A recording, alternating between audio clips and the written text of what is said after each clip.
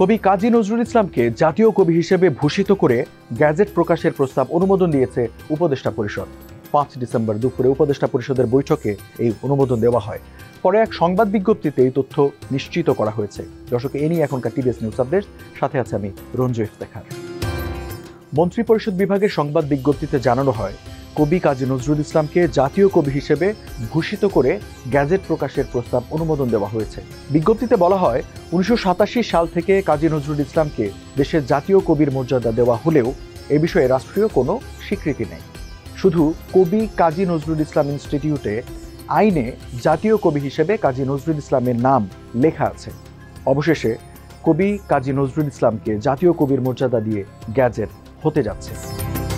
এছাড়া একই দিনে রাজধানীর তেজগাঁওয়ে অন্তর্বর্তী সরকারের প্রধান উপদেষ্টার কার্যালয়ে উপদেষ্টা পরিষদের বৈঠকে নিউজিল্যান্ডের রাজধানী ওয়েলিংটনে বাংলাদেশের হাই কমিশন স্থাপনের প্রস্তাব অনুমোদন করেছে অন্তর্বর্তী সরকারের উপদেষ্টা পরিষদ। বৈঠকে সভাপতিত্ব করেন অন্তর্বর্তী সরকারের প্রধান উপদেষ্টা ডক্টর মোহাম্মদ ইউনূস। দর্শক, এই ছিল এখনকার টিভিএস নিউজ আপডেটস। আর সংবাদ ও এর বিশ্লেষণ জানতে টিভিএস এর সাথেই থাকুন।